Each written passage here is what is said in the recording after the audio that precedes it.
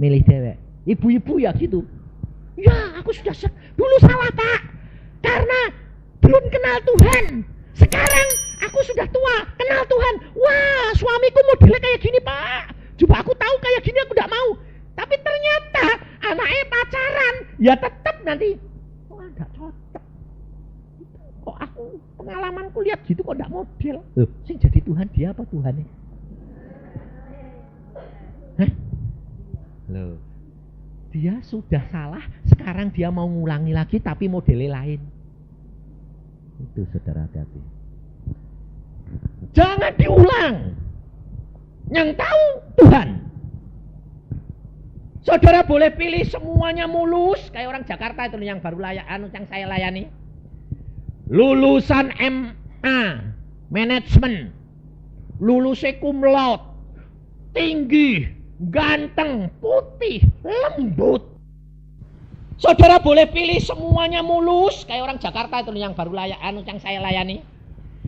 Lulusan MA, manajemen, lulusan cum laude, tinggi, ganteng, putih, lembut. Kurang apa? Kaya. Waktu saya dipanggil Pak, tolong doakan. Kenapa? Anak pemuda ini mau kawin 3 bulan lagi, rencananya sudah komplit semua. Bahkan perusahaan pun sudah disediain bapaknya. Manajer. Saya masuk, ini sih tinggal mayat hidup, sebentar lagi Tuhan angkat. Kenapa? Pas mau kawin kurang 3 bulan, dia bilang lemes-lemes, periksa dokter, leukemi, kanker darah, suruh istirahat. Waktu pergi kakinya kecekrek, busuk, harus diamputasi. Ganteng-ganteng, gagah, kaya, sarjana, pinter, kehilangan kaki, kawin kurang 3 bulan. Saya bilang bertobat, sebab tidak usah diamputasi, karena Tuhan berkata seminggu lagi kamu harus pulang. Seminggu kemudian mati.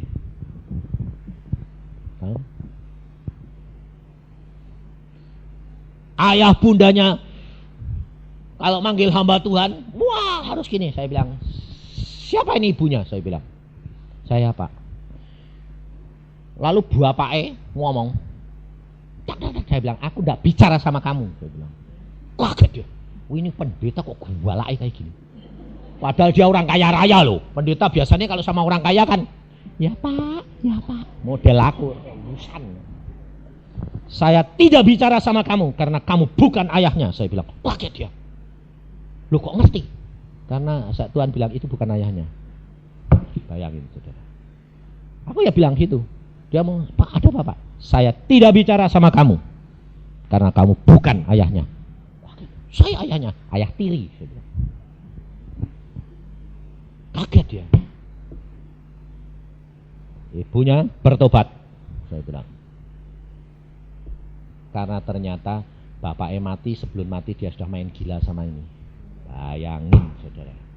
Nah ini anak dibangga-banggakan. Apa yang kamu banggakan? Kamu bertobat. Yang punya anakmu bukan kamu, Tuhan yang punya langit dan bumi. Kalau dia berkata pulang, mau apa? Kamu bilang apa? Mau apa? Kamu paling ampuni, nangis. Terlambat.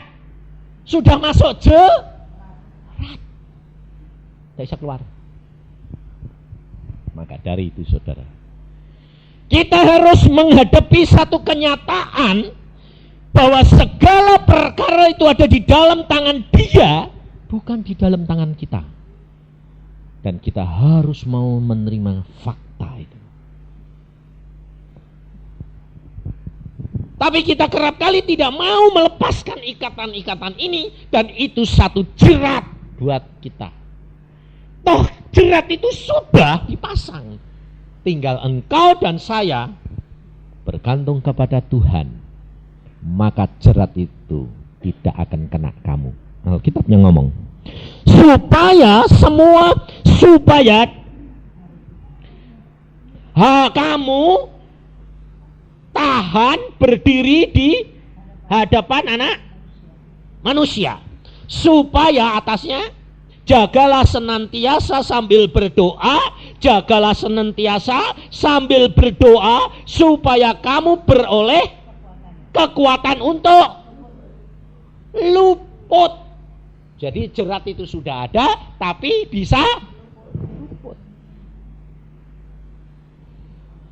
Dan yang tahu, yang bisa melepaskan saudara dan saya, hanya dua, firman dan Roh Kudus, tidak yang lain. Maka mulai hari ini, kamu bergantung kepada siapa, itu harus dilepaskan. Baik itu suami, baik itu anak, baik itu istri, baik itu orang hamba Tuhan, harus dilepaskan. Sebab Tuhan tidak suka hal itu. Sebab kita tidak tahu, saudara. Saya ada satu pengalaman dan kesaksian yang nyata. Baru Agustus yang lalu, baru bulan yang lalu. Bulan Maret saya berdoa dengan saudara Wolfri, seorang akuntan, dan istrinya dan orang lain. Pada waktu kita berdoa, dia mendapatkan firman Tuhan yang jelas. Dia berdoa, dia dapat firman Tuhan jelas sampai saya tanya, kamu dapat dari pikiran, hati, atau dengar suara? Suara. Bagaimana Tuhan ngomong? 15 Agustus tahun ini. 10 Agustus tahun ini. 10 Agustus tahun ini. Apa maksud Tuhan? Karena dia berkata, karena saya berdoa untuk Pak Yusa dan istrimu, jadi pasti itu hari kepulangan Anda atau istrimu. Bagaimana saya menanggapi firman? Saya berkata, Tuhan, apapun yang terjadi aku mengucap syukur. Dan tanggal 10 Agustus yang lalu, saya tidak pergi kemana-mana, saya banyak berdoa. Istri saya tanya, kenapa yang kowe kok sembahyang? Aku tidak ngasih tahu dia. Saya mencari wajah Tuhan. Jadi pikirku dek mati, terus tidak usah ngerti, ribut lah. Tapi tak tunggu-tunggu sampai malam tidak ada apa-apa. Aku bilang, Tuhan kok tidak ada apa-apa? Tuhan bilang, nanti kamu tahu. Nah, malam itu saya tidur tidak ada apa-apa. Besok di Entrokal dari Jakarta, Pak, engkau ingat enggak? Wolfri berkata 10 Agustus. Ingat, ngaku siap-siap kok. Ternyata firman itu bukan untuk Pak Yusa, bukan untuk istrimu, tapi untuk Wolfri sendiri. Kenapa? Wolfri mati. Saya kaget, Wolfri mati. Loh, 2 hari yang lalu dia ngajak makan saya. Iya Pak. Dan dia pergi ke Surabaya ngurus kantor.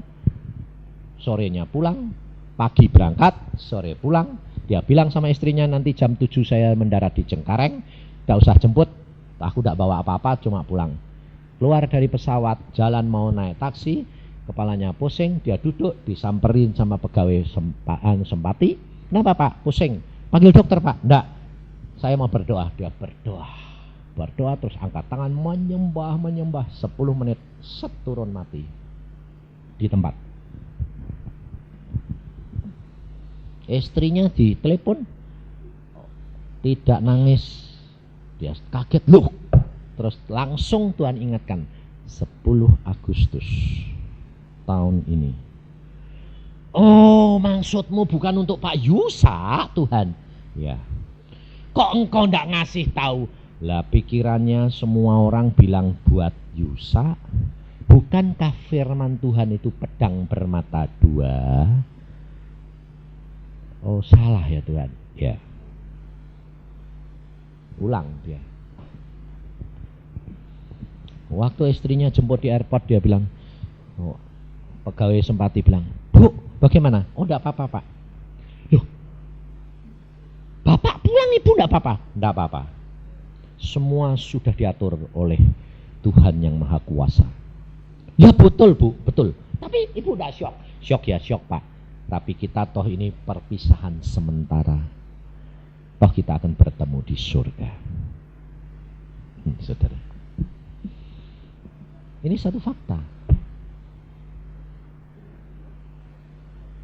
Nah, maka dari itu kita harus menyadari bahwa apa yang Tuhan katakan berjaga dan berdoa, ini harus benar-benar kita lakukan.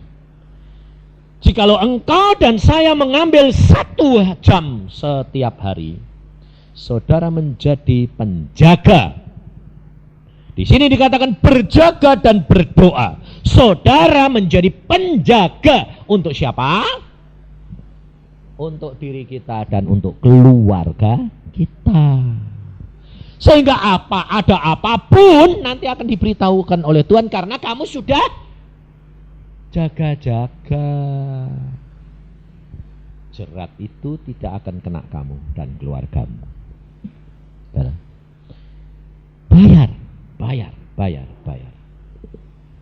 Sebab apa? Sebab kita semuanya ini punya kelemahan-kelemahan itu. Dan kelemahan ini munculnya kita tidak duga, betul? Contohnya ibu-ibu ini, saya yakin semuanya pasti pernah kecewa terhadap suamimu. Karena kamu kira enggak duga orang aluse kayak gitu kok tego-tegone, betul? Salah penjaganya atau salah sing dijaga?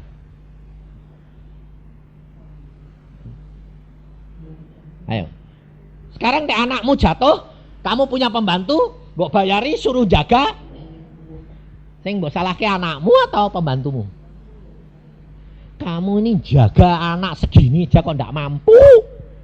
Nah, saudara ini sadar enggak perempuan-perempuan ini dijadikan penjaga, penolong. Kamu dijadikan penolong toh? Penolong siapa? Suami toh. Jadi kamu menjagain toh. Adik sampai sing mbok jagain ini ucul. Lolos, jatuh. Yo ben. Payah kok yo ben. Yo ben iku ora tobat nang. Nggak boleh yo ben. Diuber. Nah. Tapi jangan mau uber-uber gak bisa. Yang penting penjaganya bertobat. Penjaganya bertobat karena itu kesalahannya dia. Ada orang tanya sama saya, "Pak, suamiku kok enggak berubah-berubah?" Ini tanya. Dia berdoa, rajin Pak, sudah berdoa, sudah kok enggak berubah-berubah? Saya bilang, saya punya watak kerasnya sama dengan orang itu. Lah kok Pak Yusak berubah? Saya tukang sembahyang, tapi kamu tahu rahasianya berubah di mana? Masalahnya penjagaku dia berdoa. Tapi penjaganya orang itu ngomel terus. Saya tanya sekarang, anak yang dijaga diomongi terus malah sengaja atau malah nurut? Salah sengaja. Tapi dek didiamkan, didoain, ya tidak apa-apa asal kamu gini. Nanti kan beres. Beda saya bilang. Penjagaku, istriku itu dek aku ngapain? Tidak pernah dia bilang canda.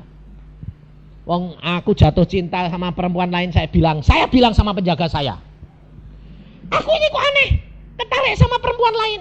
Hah?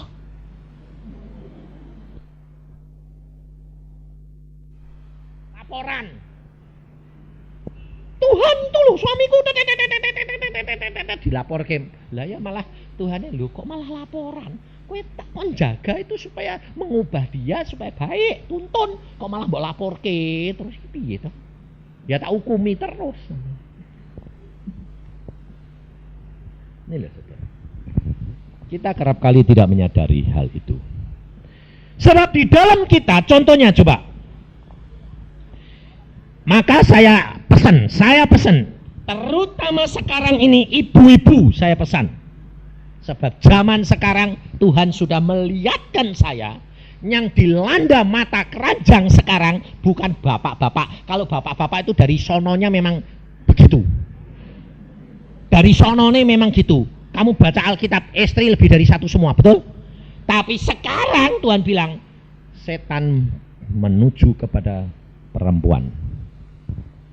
Dan perempuan-perempuan ini yang mata keranjang sekarang. Dan terutama ibu-ibu. Hati-hati, saya kasih tahu, hati-hati. Kenapa?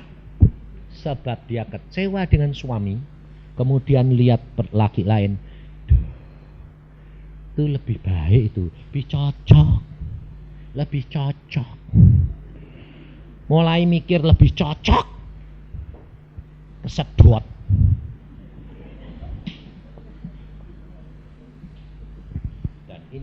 Dan ini terjadi bukan 1-2, puluhan sekarang.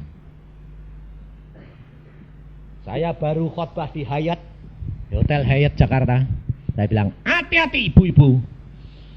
Selesai, ibu-ibu datang sama suaminya loh.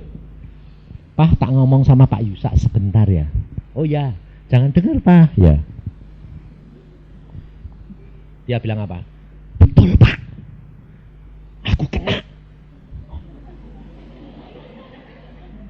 Ya, jangan keras-keras, itu suamiku loh ya. Gue kena? Iya Pak. Lo kenapa? Lo suamiku tuh baik kok Pak. Lo iya ngerti baik toh? Iya. Cuma ada kekurangannya. Ada di tempat lain. Kok rasanya kok lebih cocok? Lo terus suka telepon. Sing telepon sana apa kamu? Saya.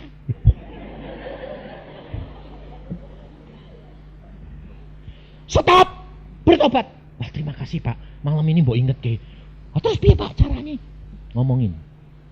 Apa yang ada padaku itu terbaik.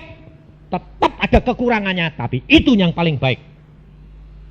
Itu cuma baik sebagian kecil, jeleknya banyak. Yang ada padaku, baiknya banyak, jeleknya sedikit. Sebab tidak ada manusia yang sempurna, betul? Kalau engkau tidak mulai bicara dengan jiwamu begitu, kamu akan terjerat dan kamu akan jatuh dalam perzinahan dan percabulan. Makanya saya kenapa tidak mau konseling sama perempuan-perempuan sendiri.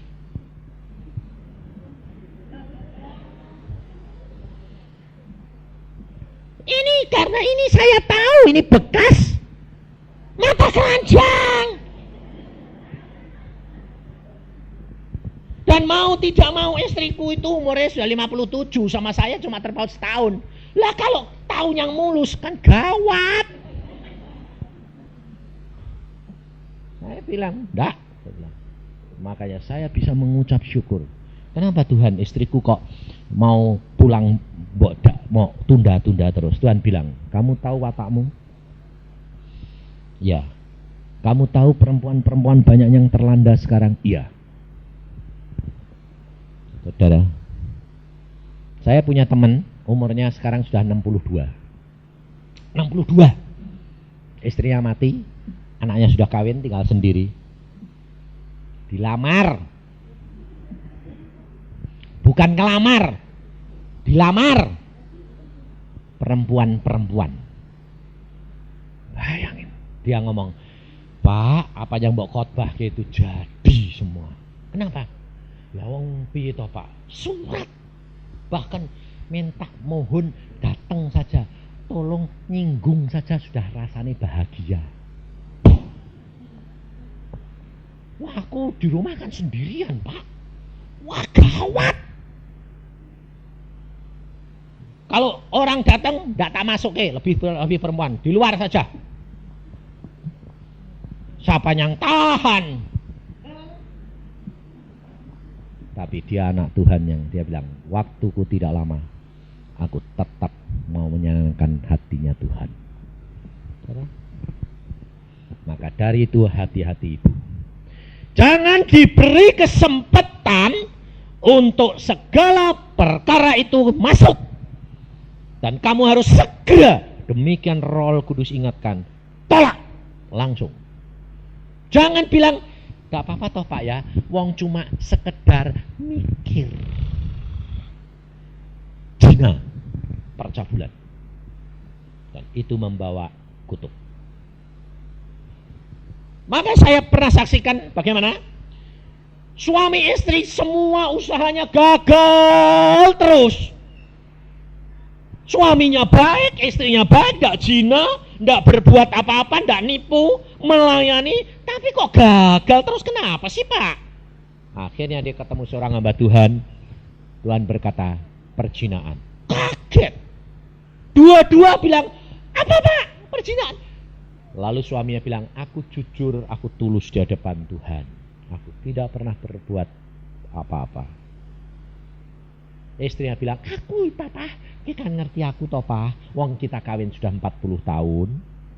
Aku kan tidak pernah toh Pak ya. Enggak. Istriku ini setia loh Pak. Benar-benar setia. Tapi kok Tuhan tetap bilang perzinaan. Di mana kuncinya? Setelah diajak ngomong. Tuhan ngomong. Istrinya setiap kali hubungan badan, dia tidak pernah membayangkan kalau itu suaminya. Dia mulai kawin sampai sekarang kalau hubungan badan dia ingat pacarnya. Kalau enggak gitu dia tidak bisa melayani suaminya. Karena dia tidak pernah senang dan jatuh cinta sama suaminya. Waktu dikasih tahu, istrinya nangis kayak anak kecil. Oh iya Tuhan, aku salah. Suaminya matanya jadi bunder. 40 tahun. Jadi kita punya anak, punya papa itu kamu ndak bayangin aku. Bayangin. 40 tahun. Nah kamu bayangin siapa? Bayangin pacarku. Bayangin. Bagaimana hati suaminya ndak membelah. Tapi suaminya bagus. Dia bilang, oke, aku ampuni. Ndak apa-apa. Karena memang dulu kamu dikawinkan sama saya itu sebetulnya kamu sudah punya pacar. Tapi papahmu memaksa. Ya. Tapi kan aku setia toh Pak. Ya. Tapi ternyata pikiranmu yang ndak setia. Ndak ada yang tahu saudara. Ternyata Alkitab digenapi. Kasihi istrimu supaya jangan sampai doamu tergendala. Sekarang ternyata istrinya yang kena. Harusnya juga kasihi suamimu supaya doamu jangan tergendala.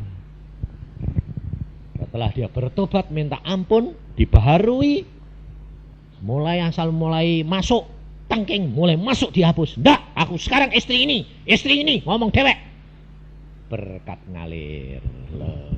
Saudara, kita kerap kali tidak nyadari hal itu. Ngerti? Maka dari itu saudara, kita harus sadar bahwa kehidupan kekristenan dimulai dari hati dan pikiran. Bukan dari apa yang jasmani. Dari hati ke pikiran kemudian menjadi satu kenyataan. Jangan dibalik. Dari kenyataan masuk pikiran diimani. Salah. Itu ngatur Tuhan. Dari hati roh dijilmakan menjadi daging. Bukan daging mbok jilmake jadi roh. Maka engkau akan melihat kemuliaan Tuhan. Setelah ini nanti kita bicara perkara apa yang harus kami serahkan supaya kami mencapai garis akhir ini, supaya Tuhan itu senang apa yang menjadi bagian kita. Amin. Mari kita berdoa.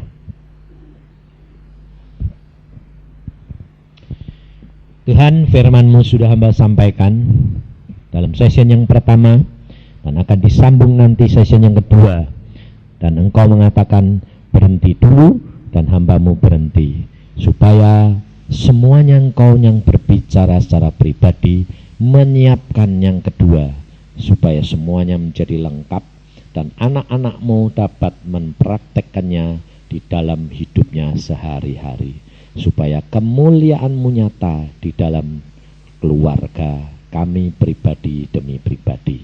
Terima kasih Bapak. Dalam nama Tuhan Yesus kami mengucap syukur dan percaya. Amin.